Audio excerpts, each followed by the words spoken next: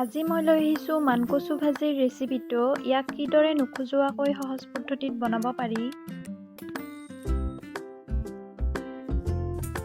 নমস্কাৰ, অসমীয়া আহাৰ সোৱাদৰ অন্য এটি ভিডিঅ'লৈ আপোনালোক সকলোকে মোৰ চেনেললৈ পুনৰবাৰ স্বাগতম জনাইছোঁ।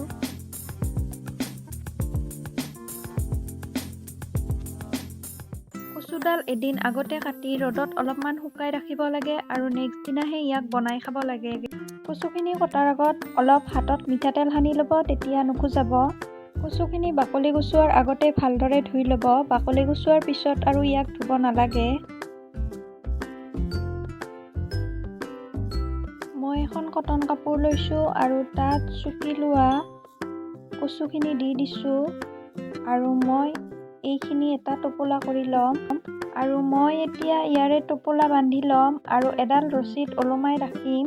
আধা ঘণ্টামানৰ কাৰণে এনেদৰে মই ওলোমাই থৈ দিম, যাতে কচুত থকা এক্সট্ৰা পানীখিনি ওলাই যায় আৰু এনেদৰে পানীখিনি ওলাই গ'লে কচু ভাজিখন নোখোজোৱাই।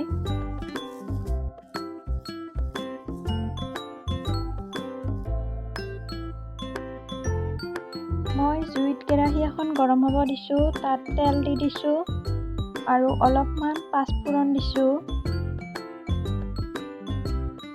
আৰু এটা পিঁয়াজ মিহি মিহিকৈ কাটি দিছোঁ।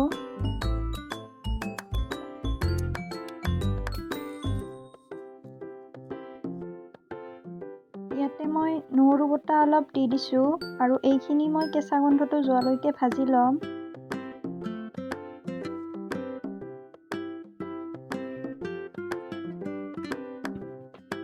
মই জমজ্বলা এটা কাটি দিছোঁ। জ্বলাটো আপুনি আপোনাৰ সোৱাদ মতে দিব। এই ভাজিখনত জ্বলাটো অলপ বেছি হ'লে খাই ভাল লাগে।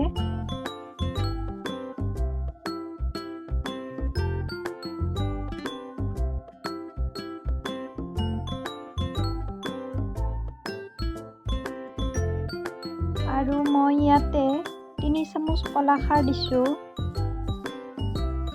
এই ভাজিখন ভাজোঁতে আপুনি একেবাৰে কম জুইত ভাজিব।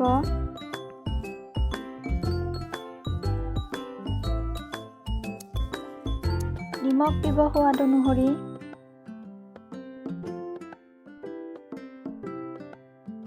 হালধি গুড়ি দিছোঁ। কচুখিনি ভাজি ভাজি পানীটো শুকুৱাই যোৱাত মই এতিয়া ইয়াৰে মাছখিনি এনেদৰে খালী কৰি ল'ম আৰু ইয়াতে অলপমান তেল গৰম হ'ব দিম।